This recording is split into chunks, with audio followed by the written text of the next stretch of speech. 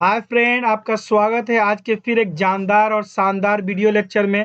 पहला हम लोगों ने क्लास 8 का है ना चैप्टर 1 का पहला वीडियो हम लोगों ने देख लिया था। आज दूसरा वीडियो देखेंगे और उस पर समझने की कोशिश करेंगे। ठीक है, पहला वीडियो में हम लोगों ने देखा था कि इतिहास का संबंध पहले के इतिहासकार जनरली तिथि यानी कि डेट से ही लेते थे, जबकि ऐसा नहीं है।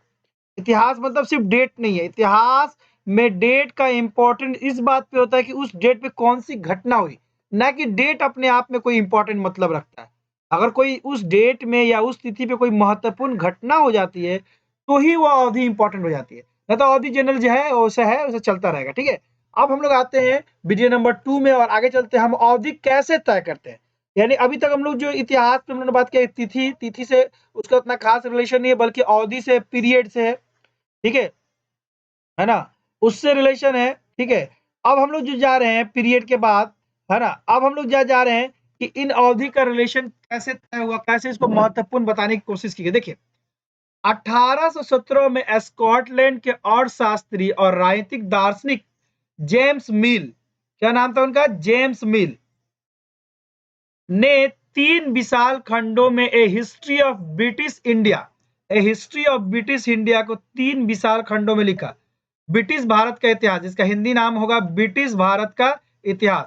यानी कि एक और शास्त्री थे और राजनीतिक दार्शनिक थे स्कॉटलैंड का, उन्होंने 1917 में भारत के इतिहास को a history of British India, British Bharat के इतिहास को 3 खंडों में लिखा। इस किताब में उन्होंने भारत के इतिहास को हिंदू, मुस्लिम और ब्रिटिश 3 खंडों में बांटा, जो कि अपने आप में ये बहुत बड़ा ही बायस बात है कि भारत के इतिहास को किसी जाति या धर्म या इसके हिसाब से नहीं बांटा जा सकता है ना। क्योंकि एक पीरियड में अगर कोई मुस्लिम राजा था तो उस समय वो कोई हिंदू राजा भी था, कोई ब्रिटिश अथी था तो उस समय कोई मुस्लिम जमींदार भी था। तो इस तरह करके कोई मतलब उसको जाति में नहीं बांटा जा सकता। फिर भी उन्होंने भारतीय इतिहास को 3 खंडों में बांटा, जेम्स मिल ने, है ना, जिसका नाम इन्होंने इन्होंने हिंदू, मुस्लिम और ब्रिटिश 3 खंडों में बांटा। हालांकि लोगों ने इसको मान लिया, मगर अगर आप एक नजर में भी देखेंगे तो आपको समझ में आ जाएगा कि नहीं, भारत का इतिहास इतना छोटा नहीं है कि उसको हिंदू, मुस्लिम और ब्रिटिश में बांट के देखा जा सकता है। क्यों? क्योंकि जब हिंदू कोई राजा था तो उस वक्त प्रजा मुस्लिम भी थी, या कोई मुस्लिम राजा था तो उस वक्त प्रजा कोई हिंदू भी थी, या उस मुस्लिम के साथ कोई कोई हिंदू राजा भी साथ में दूसरी जगह शासन कर रहा था। ब्रिटिश था तो उस वक्त कोई मुस्लिम भी था जो कहीं पे अपना नवाब था, या हिंदू भी थे कहीं पे जो अपना सामंत की तरह अपना काम कर रहे थे। तो इस तरह भारतीय इतिहास, इस तरह से भारतीय भारतीय इतिहास को सिर्फ हिंदू, मुस्लिम और ब्रिटिश में बांटना एकदम ही बेवकूफी होगी। ठीक है, चलिए अब आते हैं इतिहास को अलग अलग खंड में बांटने की कोशिश क्यों करते हैं। इसका एक वजह है, इतिहास को अलग अलग खंड में क्यों बांटेंगे भाई, क्यों बांटेंगे अलग अलग खंड में, क्यों, सवाल क्यों का भी कुछ वजह है कि इसको अलग अलग खंड में क्यों बांटेंगे। देखिए, इसकी एक वजह है, हम एक दौर की खासियत, उसके केंद्र तत्वों को पकड़ने की कोशिश करते हैं। हम लोग जनरली कोशिश करते हैं ना कि मान लीजिए अगर मैंने बांटा एक दौर में, तो उस दौर में क्या इंपॉर्टेंट था, उस दौर का हम लोग देखने की कोशिश करते हैं कि उस दौर में क्या इंपॉर्टेंट था, क्या खासियत थी जो दूसरे दौर से अलग थी। सब बेसिकली अलग अलग खंड में बांटने की कोशिश करते हैं। हम लोग ये देखने की कोशिश करते हैं कि एक दौर का इंपॉर्टेंस दूसरे, एक दौर में कुछ खास इंपॉर्टेंट था, दूसरे दौर में कुछ दूसरा चीज इंपॉर्टेंट था। यानी कहीं ना कहीं इनको अलग अलग बांटने का रिलेशन इंपॉर्टेंस है कि इस पीरियड में अगर ये राजा इंपॉर्टेंट था, उनकी ये नीतियां इंपॉर्टेंट थी, दूसरे पीरियड में ये राजा इंपॉर्टेंट थे, उनकी ये नीतियां इंपॉर्टेंट थी। समझ में आ रहा है? इस तरह से अलग अलग हम लोग बदलाव के रूप में देखते हैं। मील को लगता था कि सारी एशियाई समाज सभ्यता के मामले में यूरोप से पीछे। देखिए, ये जेम्स मिल जो थे, ये भयानक अपने आप को, मतलब होता नहीं कि जो विजेता होता है अपने आप को हमेशा श्रेष्ठ समझता है। तो मिल को लगता था कि भारत का जो समाज है उससे जो ब्रिटेन का जो समाज है, बहुत एशिया के सारे समाज में से ब्रिटेन का समाज बहुत ऊपर है ना। ये तो जनरली एक घमंडी है कहना कि हम बहुत ऊपर हैं।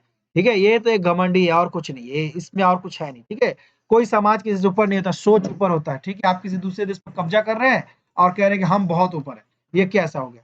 इतिहास की उनकी समझदारी ये थी कि भारत में अंग्रेजों के आने से पहले यहाँ हिंदू और मुस्लिम तानाशाह का ही राज चलता था।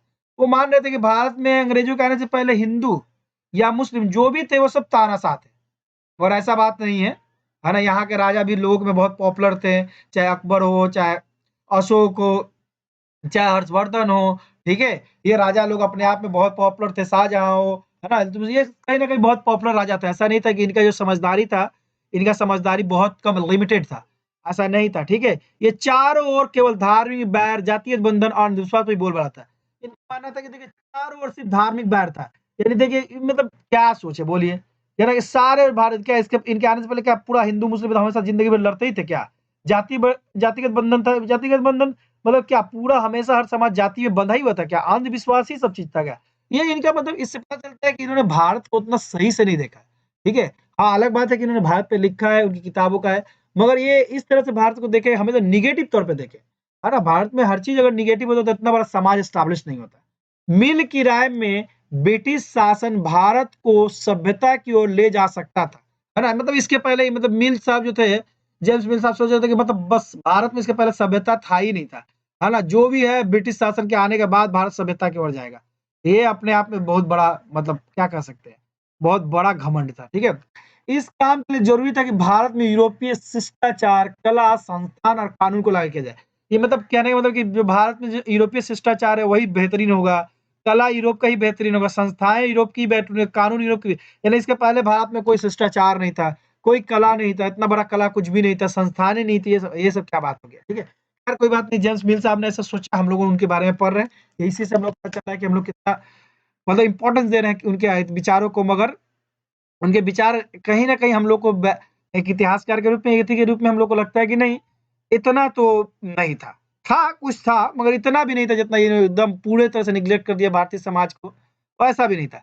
मिल ने यहाँ तक सुझाव दिया कि अंग्रेज को भारत के सारे भूखंड पर कब्जा कर लेना चाहिए। मतलब क्या मतलब है? कि सारे भूखंड पे आप कब्जा कर लीजिए, है ना? कब्जा करना ही अपने आप में कहीं न बताता है कि आपकी सभ्यता बढ़िया नहीं है। किसी दूसरे के घर पे कब्जा करना ही है कहीं न कहीं आपको पता है, दूसरे की सभ्यता से आप बढ़िया अपने को कर रहे हैं और आप दूसरे की ज़मीन पे कब्जा कर रहे हैं, उनके घर पे कब्जा कर रहे हैं, कह रहे हैं हम आपसे सुपीरियर है। इसी से पता चल जा रहा है कि आपका सभ्यता बहुत बढ़िया नहीं है, दूसरे की ज़मीन पे कब्जा करने के लिए कह रहा है। भारतीय जनता को ज्ञान और सुख जीवन प्रदान किया जा सकता है। उनका मानना था कि अंग्रेजों की मदद के बिना हिंदुस्तान प्रगति नहीं कर सकता।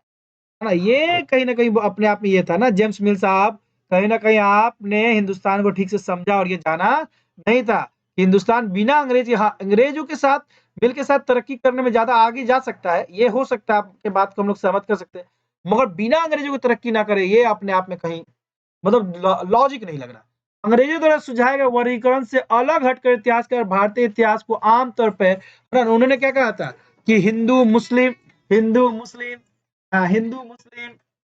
और है ना ब्रिटिश नीति के हिसाब से था। मगर हम लोग उसके आगे हम लोगों ने क्या किया, प्राचीन, मध्यकालीन और आधुनिक का भाग में इसको बांट के देखा, जो कि बंटवारा किया और आज तक इसी पे हम लोग का इतिहास चलता रहता। ठीक है, तो यानी कहने का मतलब कि हम लोगों ने क्या किया है, प्राचीन, मध्यकालीन और आधुनिक कालों में इसको बांट के देखा है। इस विभाजन की भी अपनी समस्या है। इतिहास को इन खंडों में बांटने की यह समझ पश्चिम से आई है। ठीक है, अलग बात है कि हम लोगों ने भारतीय इतिहास को क्या किया, प्राचीन यानी एंशिएंट, मध्यकालीन यानी मेडाइवल, आधुनिक यानी मॉडर्न भागों में बांटा, और कहीं ना कहीं इसका भी सोर्स पश्चिम के देश ही रहे।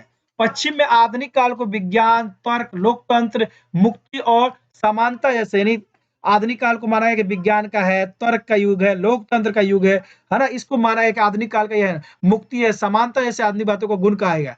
इसके लिए मध्यकालीन समाज वो समाज और समाज थे जहां आधुनिक समाज की विशेषता नहीं थी, और ये मानते थे कि देखिए मध्यकालीन समाज में मध्यकालीन समाज में हम लोगों ने कहा कि देखिए वहां पे विज्ञान नहीं था और आधुनिक समाज में विज्ञान था, यानी पहला डिफरेंस हम लोगों ने विज्ञान के नाम पे माना। दूसरा हम लोगों ने माना कि मध्यकालीन समाज में तर्क नहीं था और आधुनिक समाज में तर्क था।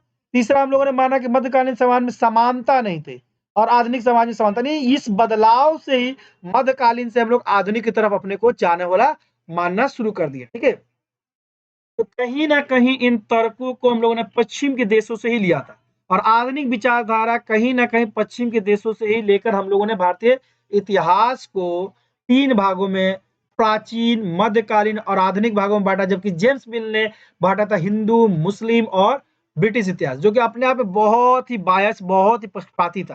ठीक है, तो इस तरह से हम लोगों ने यहाँ तक हम लोगों ने देखा और समझा। इसके आगे हम लोग देखेंगे आप उपनिवेशिक युग, किसको उपनिवेशिक युग कहते हैं, नेक्स्ट वीडियो में हम लोग देखेंगे। मैं छोटा-छोटा वीडियो बना रहा हूँ ताकि आपको आसानी से ये हो जाए ना उपनिवेशिक युग, ठीक है। औपनिवेशिक युग इसके बाद हम लोग देखेंगे, नेक्स्ट वीडियो में हम लोग देखेंगे उपनिवेशिक युग क्या है ना। और नेक्स्ट वीडियो के बाद इसको हम लोग खत्म कर लेंगे, ठीक है। तो अभी हम लोग नेक्स्ट वीडियो का इंतजार करते हैं, उपनिवेशिक क्या है, ठीक है। अगर आपको ये मेरा वीडियो अच्छा लगता है तो प्लीज लाइक कीजिए, शेयर कीजिए, सब्सक्राइब कीजिए। आपको मेरा वीडियो देखने के लिए धन्यवाद। आपका दिन शुभ हो।